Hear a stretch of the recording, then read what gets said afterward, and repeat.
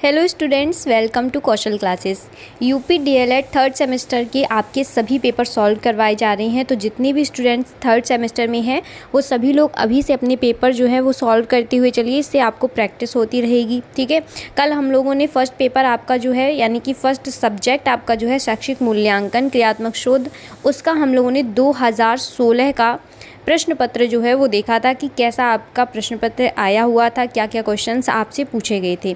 आज हम लोग द्वितीय प्रश्न पत्र यानी कि जो आपका सेकंड सब्जेक्ट है समावेशी शिक्षा, इसका हम लोग 2016 का आपका पेपर सॉल्व करेंगे। सॉल्व पेपर है, इसको हम लोग देखेंगे क्या क्या क्वेश्चंस आपके आए थे और कैसे आपको आंसर करने हैं। ठीक है, अंक जो है वो आपका 50 का पूर्णांक होता है। ठीक है, 2 घंटे का आपको समय दिया जाता है, ये आप सभी को पता है। और जो 50 का मार्क्स का होता है आपका पेपर, उसमें क्या होता है कि 15 आपके ऑब्जेक्टिव क्वेश्चंस जो हैं वो आपसे पूछे जाते हैं। ठीक है, जो हमारे एग्ज़ाम के लिए और हमारे सब्जेक्ट के लिए पेपर में पास होने के लिए बहुत ही ज़्यादा मायने रखते हैं हमारे लिए। ठीक है, और पास होने के लिए हमें पेपर में पास होने के लिए 25 नंबर चाहिए होते हैं। ठीक है, 50 में से हमें 25 नंबर लाने होते हैं और जिसमें से 15 आपके ऑब्जेक्टिव पूछे जाते हैं। ठीक है, तो चलिए इतना कॉन्सेप्ट आपको समझ में आ ही गया होगा। अब बात करेंगे हम अपने प्रश्न की।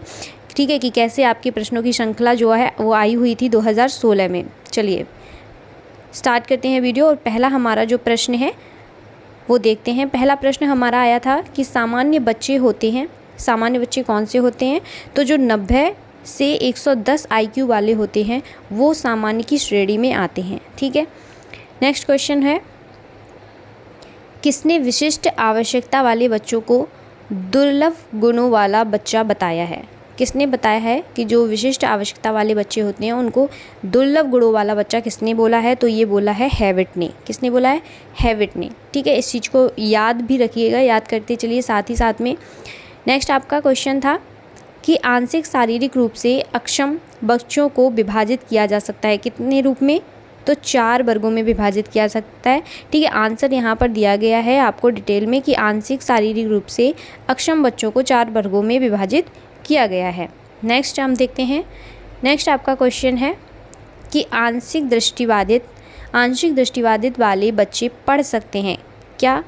किसी प्रकार के लेंस की आवश्यकता इन्हें नहीं पड़ती है। ठीक है, नेक्स्ट क्वेश्चन हमारा क्वेश्चन नंबर 5, श्रवण दोष से ग्रसित बच्चों में दोष हो सकता है, कौन सा दोष हो सकता है? तो कान के अंदर। ठीक है, कान के अंदर इनके दोष हो सकता है। नेक्स्ट, पूर्ण अथवा गहन श्रवण बाधित बच्चों को सुनने का डेसिबल स्तर होता है, ये होता है 70 से 89 dB तक। ठीक है, 70 से 89 तक। नेक्स्ट आपका क्वेश्चन कौन सा था? ये 6। अब देखते हैं अपना नेक्स्ट क्वेश्चन, क्वेश्चन नंबर 7, निम्नलिखित में कौन अस्थिबाधित बच्चों की विशेषता नहीं है? तो जो हकलाना होता है वो अस्थिबाधित बच्चों की विशेषता नहीं होती है। ठीक है, नेक्स्ट क्वेश्चन हमारा है कि प्रतिभाशाली बच्चों की बुद्धिलब्धि होती है, तो 140 से अधिक जो बुद्धिलब्धि वाले बच्चे होते हैं उनको हम लोग प्रतिभाशाली बच्चों की श्रेणी में रखते हैं। ठीक है, नेक्स्ट क्वेश्चन आपका था कि निर्देशन नवयुवकों को अपने से, दूसरों से और परिस्थितियों से सामंजस्य करना सीखने के लिए सहायता देने की प्रक्रिया है।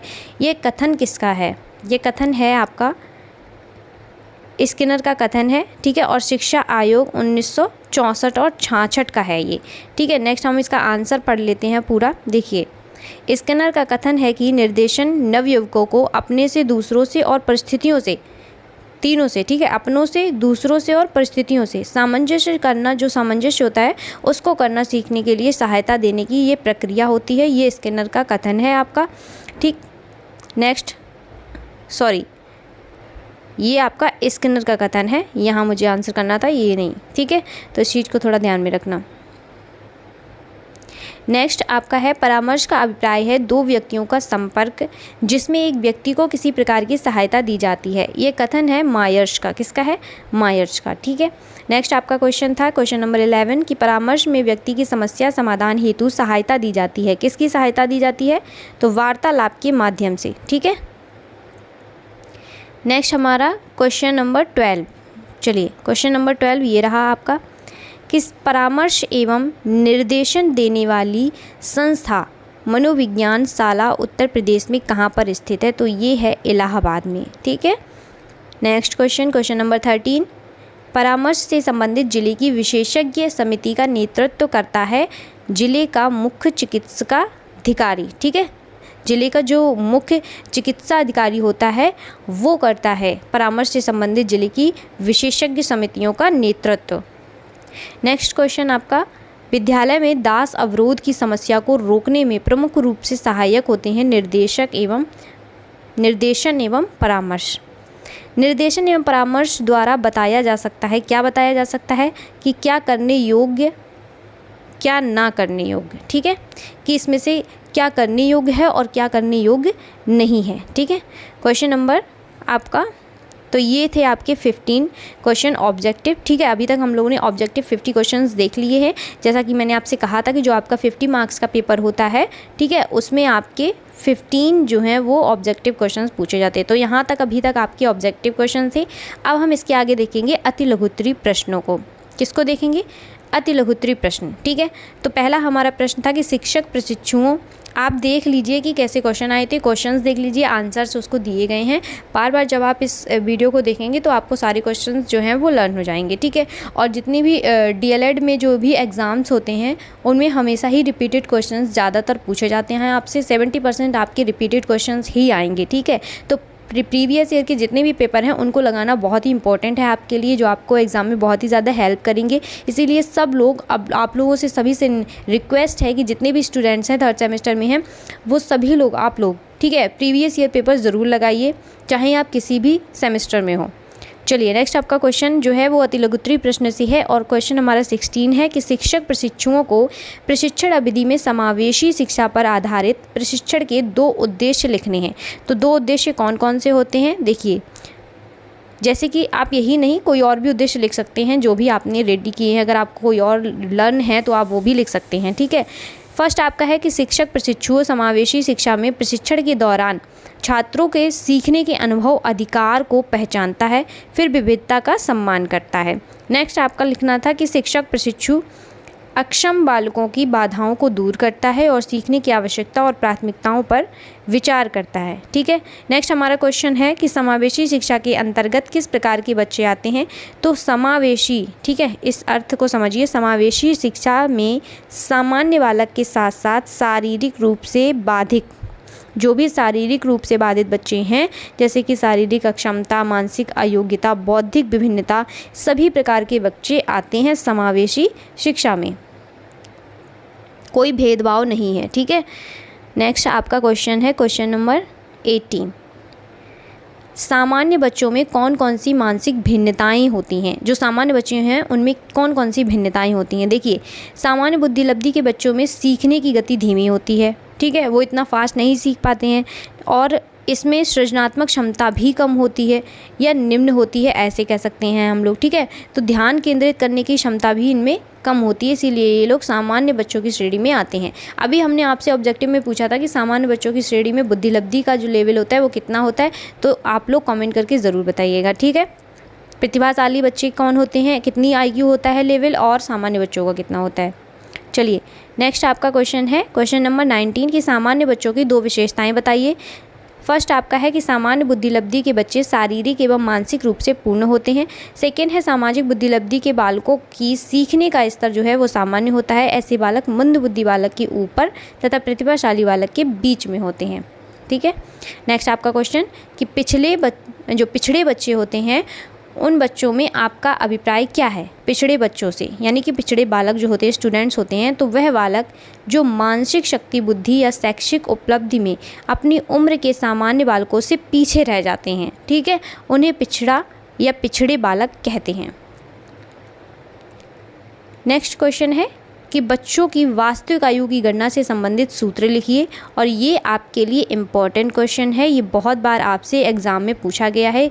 ये आपके सीटेट एग्ज़ाम में भी आपसे यही क्वेश्चन सेम पूछा जाता है और आपके डीएलएड में भी आपसे पूछा जा रहा है। ठीक है, तो आपको इसकी तैयारी अच्छे से करनी है। ये आपको याद ही होना चाहिए और घुमा फिरा के किसी न किसी तरीके से इसको पूछा ही जाता है।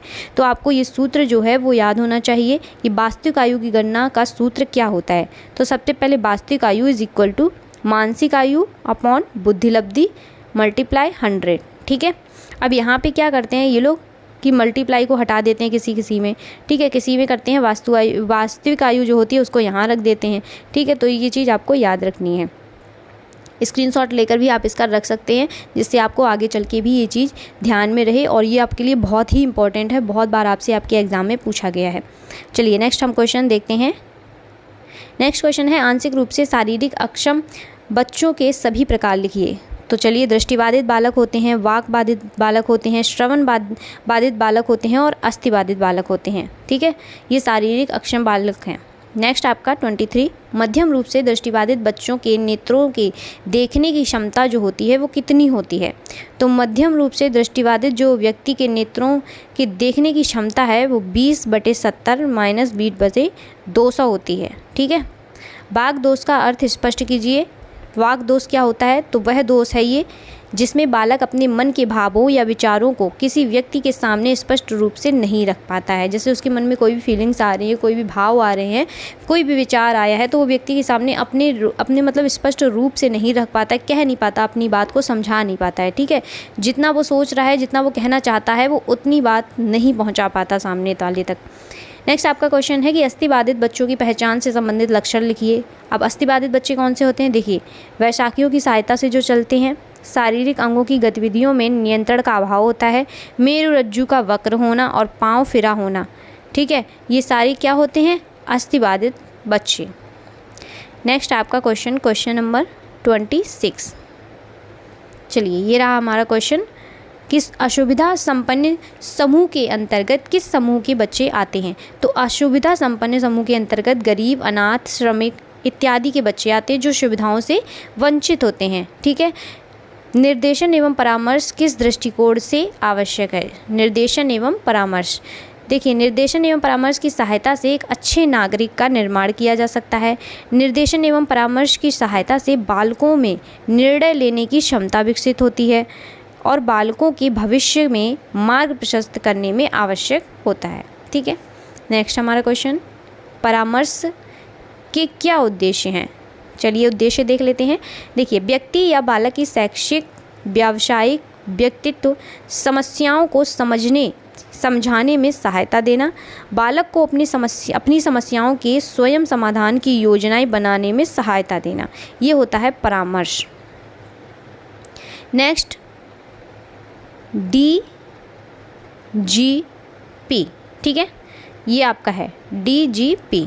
तो DGP का पूरा नाम लिखते हुए इसका आशय आपको स्पष्ट करना है। DGP का पूरा नाम होता है, देखिए, चलिए, DGP का जो पूरा नाम होता है वो डिजिटल गाइडेंस साइकोलॉजी होता है। इसका आशय बच्चों को डिजिटल के माध्यम से परामर्श और निर्देशन करना होता है। नेक्स्ट आपका क्वेश्चन नंबर 30, पर्यवेक्षण क्यों आवश्यक है, स्पष्ट कीजिए। अध्यापकों की कार्यकुशलता एवं विद्यालय की गतिविधियों का मूल्यांकन करने तथा वांछित कार्य एवं परिणाम की प्राप्ति के लिए पर्यवेक्षण जो होता है वो आवश्यक होता है। अब बात करेंगे हम लघु उत्तरीय प्रश्नों की, कि लघु उत्तरीय प्रश्न क्या होते हैं, ठीक है। लघु उत्तरीय प्रश्न, देखिए, आप लोगों को पता ही है कि जो लघु उत्तरीय प्रश्न होते हैं वो 2 नंबर के आते हैं, अति लघु उत्तरीय 1 नंबर के आते हैं आपके, ठीक है। तो आपको ये सारे प्रश्न जो हैं वो करने होते हैं। अब बात करेंगे कौन कौन से प्रश्न आपके 2016 में आपसे पूछे गए थे अति लघु उत्तरीय में और लघु उत्तरीय में, ठीक है। अभी हम लोग लघु उत्तरीय पढ़ रहे हैं। क्वेश्चन आपका है कि विशिष्ट आवश्यकता वाले बच्चों की पहचान कैसे करेंगे, विस्तार से समझाइए। थोड़ा सा डिटेल में हमें इसमें लिखना पड़ता है थोड़ा सा, ठीक है, इतना भी नहीं कि आप 2-3 पेज भर के आ रहे हैं 2 नंबर के आंसर में। देखिए, विशिष्ट अवस्था वाले बच्चे कौन होते हैं, पहले में इसके बारे में बताना है। तो प्रत्येक विद्यालय में सामान्य बालक होते हैं, वैसे ही बहुत से विद्यार्थी ऐसे भी होते हैं जो किसी न किसी रूप से अन्य विद्यार्थियों से विशिष्ट होते हैं। यह विशिष्टता शारीरिक, मानसिक किसी भी प्रकार की हो सकती है। प्रायः देखा जाए कि विशिष्ट बालक अपनी आयु के सामान्य बालकों से कुछ अपनी खास विशेषताओं का खास कमियों के कारण तो अधिक प्रभावशाली, जो प्रतिभाशाली होते हैं, ठीक है। देखिए कुछ बच्चे ऐसे होते हैं, जैसे आपने भी देखा होगा आपकी क्लास में कुछ बच्चे बहुत टैलेंटेड होंगे, तुरंत से फट से कोई भी टीचर कुछ भी पूछता होगा तो तुरंत आंसर दे देते होंगे, ठीक है। या फिर आपके घर में ही देख लीजिए, आप कज़न्स हो, सेम एज के कज़न्स हो, ठीक है, कुछ चीज़ें आपके कज़न्स में से कोई ना कोई ऐसा होगा जिसको हर चीज़ की नॉलेज होगी, ठीक है, हर चीज़ की नॉलेज होगी, वो हर चीज़ में आगे रहता होगा, काम करने में आगे रहता होगा, ठीक है। और कोई ऐसा होगा जो बहुत आलसी होगा, जिसको कुछ ज्ञान ही नहीं है, जिसको पढ़ाई लिखाई से कोई लेना देना ही नहीं है, ठीक है। तो हर तरीके के बच्चे होते हैं। तो जिसको ज्ञान होता है, जो अपनी ही एज के बच्चों उसमें और उनसे बहुत अधिक ज़्यादा आगे होता है, बहुत अधिक ज़्यादा उसकी बुद्धिलब्धि होती है, बहुत अधिक ज्ञान होता है, तो वो विशिष्ट बालक की श्रेणी में आ जाता है फिर, ठीक है। डेफिनेशन देख लेते हैं एक क्रो एंड क्रो के अनुसार कि विशिष्ट शब्द ऐसे गुण के लिए प्रयुक्त किया जाता है जिससे वह विशिष्ट व्यक्ति जो है वो सामान्य व्यक्ति से भिन्न होता है, ठीक है। इसकी पहचान कैसे होती है? जैसे दृष्टिदोष, क्या होता है? दृष्टिदोष, वाणी दोष, श्रवण बाधित। और नेक्स्ट देखते हैं बौद्धिक दृष्टि से विशिष्ट बालक। अब हेडिंग है बौद्धिक दृष्टि से विशिष्ट बालक कैसे पहचानेंगे? तो प्रतिभाशाली, सृजनशील, अधिगम असमर्थ और मंद बुद्धि। देखिए मंद बुद्धि जो होते हैं वो जड़ बुद्धि, जैसे 25 से कम IQ है तो जड़ बुद्धि कहा जाता है, 26 से 50 के बीच में है तो मूढ़ बुद्धि, ठीक है। और 51 से 75 है तो मूर्ख बुद्धि के बालक वो लोग कहे जाते हैं। मंद बुद्धि में ये 3 श्रेणी आती हैं, ठीक है। नेक्स्ट हम देखेंगे शारीरिक दृष्टि से विशिष्ट बालक के लक्षण। शरीर के अंगों में असंतुलन, जोड़ों में दर्द, कृत्रिम अंगों का प्रयोग। नेक्स्ट है बौद्धिक दृष्टि से विशिष्ट बालक।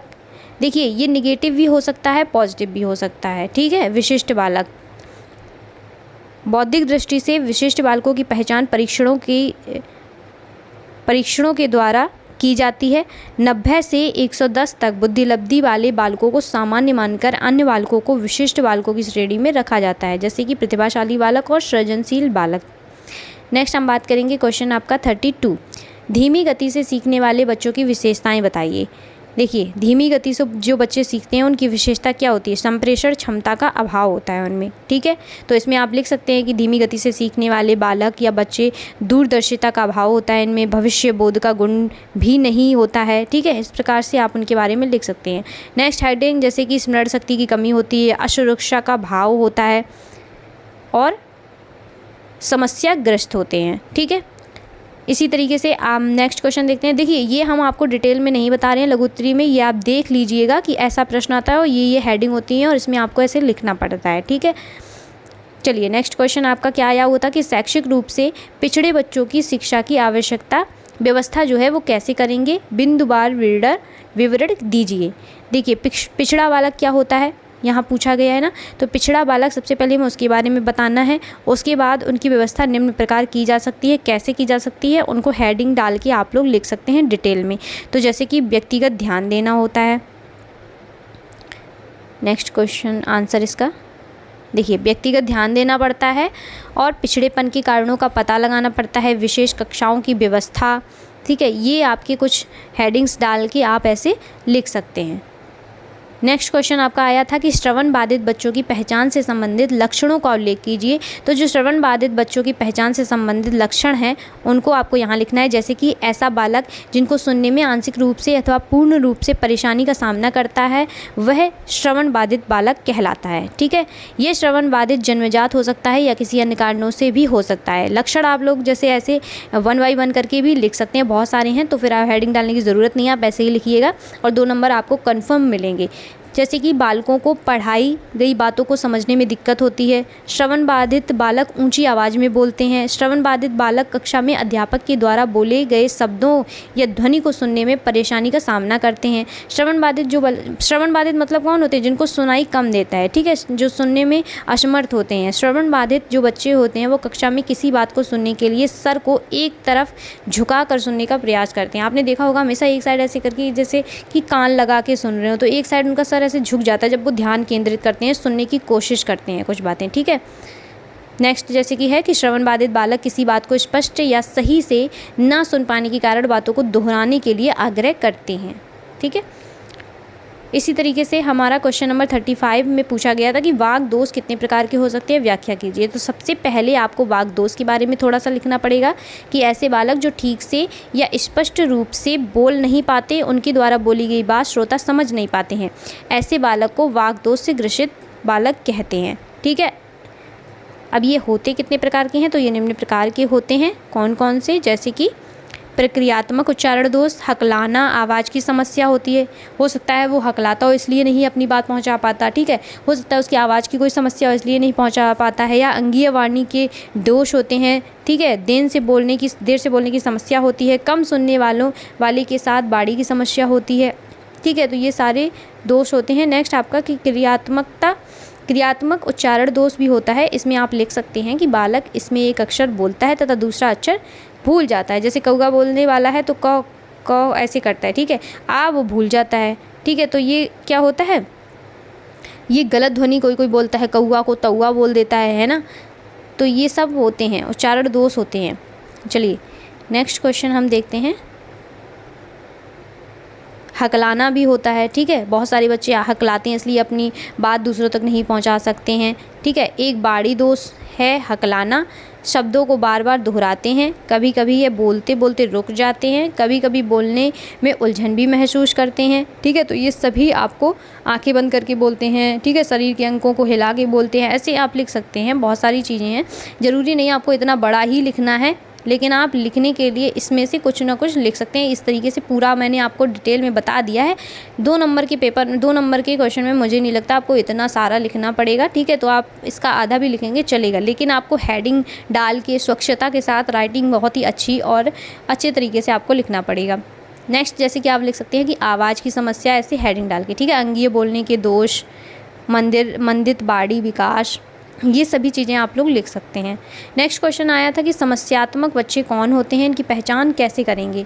तो पहले तो समस्यात्मक बालक के बारे में पता होना चाहिए कि वह बालक समस्यात्मक बालक कहलाता है जिसका व्यवहार सामान्य बालकों से भिन्न होता है, या ऐसा कोई असामान्य बात होती है जिसके कारण यह सामान्य बन जाती है, जैसे चोरी करना, झूठ बोलना।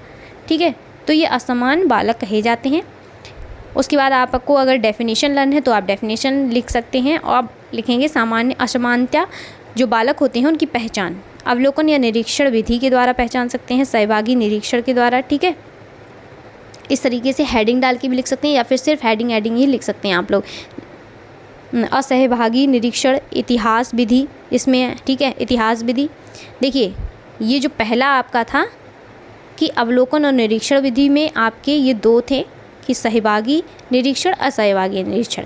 उसके बाद इतिहास विधि के द्वारा आप समझ सकते हैं। इतिहास विधि में जैसे कि एकल अध्ययन विधि के द्वारा, ठीक है, एकल अध्ययन विधि के द्वारा आप समझ सकते हैं। फिर आपका है साक्षात्कार प्रविधि, उसमें आप ये 2 तरीके होते हैं। फिर है मनोवैज्ञानिक परीक्षण। तो इस तरीके से आप लोग लिख सकते हैं। तो ये था आपका पेपर। नेक्स्ट आपका है 37 क्वेश्चन कि निर्देशन का अर्थ, उद्देश्य, आवश्यकता एवं क्षेत्र की विस्तृत व्याख्या कीजिए। तो निर्देशन का अर्थ सबसे पहले लिखना है, फिर उद्देश्य लिखनी है, फिर आवश्यकता और क्षेत्र के बारे में थोड़ा थोड़ा आपको सभी के बारे में लिखना है। यहाँ पर आप देख सकते हैं कि आवश्यकता दी गई है। ठीक है, शिक्षा के क्षेत्र में निर्देशन की आवश्यकता, और पॉइंट वाइज आप लोग लिख सकते हैं। नेक्स्ट आपका क्वेश्चन है क्वेश्चन नंबर 38 की परामर्श को परिभाषित करते हुए उनके उद्देश्य लिखिए। तो परामर्श क्या है वो लिखिए। अगर आपको डेफिनेशन लर्न है तो किसी की भी एक डेफिनेशन लिख सकते हैं। उसके बाद आपको उद्देश्यों को लिखना है कि परामर्श के उद्देश्य क्या होते हैं, जैसे कि व्यक्ति या बालक की शैक्षिक, व्यावसायिक, व्यक्तित्व समस्याओं को समझाने में सहायता देना, बालकों को अपनी समस्याओं के स्वयं समाधान की योजनाएं बनाने में सहायता देना। ठीक है, तो इसी तरीके से परामर्श, अभी हमने शॉर्ट में भी क्वेश्चन आया हुआ था आपका, तो उसमें भी लिखा है। अब ये लॉन्ग में भी आपसे वही चीज़ पूछी गई है। नेक्स्ट आपका क्वेश्चन जैसे कि 39, परामर्श में सहयोग देने वाली संस्थाओं का उल्लेख कीजिए। तो परामर्श में सहयोग जो देती हैं संस्थाएं, उनको लिख दीजिए। जैसे कि मनोवैज्ञानिक शाला 1947, ये इलाहाबाद में। ठीक है, इसके बारे में लिख सकते हैं। राज्य विज्ञान संस्थान, इसमें कुछ पॉइंट्स लिख सकते हैं आप लोग। राज्य शैक्षिक अनुसंधान एवं प्रशिक्षण संस्थान परिषद, फिर राज्य तकनीकी शिक्षा संस्थान, ये लखनऊ में है, इसके बारे में लिख सकते हैं। ठीक है। नेक्स्ट आपका क्वेश्चन, बाल अधिगम में निर्देशन एवं परामर्श का महत्व बताइए। तो महत्व आपको लिखना है अपव्यय एवं अवरोधन। ऐसे देखिए आप लोग हेडिंग करके आप लोग लिख सकते हैं, हेडिंग करके ही लिखिएगा। जो आपके लॉन्ग क्वेश्चंस आते हैं उनको हमेशा ही हेडिंग करके ही लिखिएगा। ठीक है, तभी आपको अच्छे से समझ में आएगा। चलिए ये था आज का क्वेश्चन। और नेक्स्ट क्वेश्चन हम लोग करेंगे साइंस का पेपर सॉल्व 2016 का। सारे सब्जेक्ट्स के हम लोग पेपर सॉल्व कंटिन्यू करेंगे। ठीक है, एक एक करके। अभी हमने आपका फर्स्ट पेपर सॉल्व किया था कल की वीडियो में, आज हम लोगों ने किया है ये वाला पेपर सॉल्व आपका समावेशी शिक्षा का। कल हम लोग साइंस के पेपर को सॉल्व करेंगे। तो थर्ड सेमेस्टर के जितने भी स्टूडेंट्स हैं, अगर वीडियो अच्छी लगी हो तो एक लाइक ज़रूर करिएगा और अपने सारे फ्रेंड्स के साथ में वीडियो को शेयर कर दिया करिएगा। अभी से अपनी तैयारी करते चलिए बहुत ही अच्छे से, जिससे आपको एग्ज़ाम में बहुत ही हेल्प मिले। और आपके जो एग्ज़ाम्स हैं वो बहुत ही जल्दी होंगे, क्योंकि सेमेस्टर जो है वो लेट हो चुका है, इसीलिए एग्ज़ाम्स जल्दी होंगे। तो आप लोग फटाफट से सारी इन्फॉर्मेशन अगर आपको चाहिए बीटीसी के डीएलएड से रिलेटेड जितनी भी आपकी इन्फॉर्मेशन है वो सब आपको चैनल पर मिलती रहती है। टाइम टू टाइम जो भी इन्फॉर्मेशन आती है वो आपको चैनल पर बता दी जाती है। इसीलिए जिन भी विद्यार्थियों ने अभी तक चैनल को सब्सक्राइब नहीं किया है तो चैनल को सब्सक्राइब कर ले, बेल आइकन दबाना बिल्कुल मत भूलिएगा। वीडियो अच्छी लगी हो तो एक लाइक ज़रूर करिएगा। मैं मिलती हूँ नेक्स्ट वीडियो में, तब तक के लिए नमस्कार।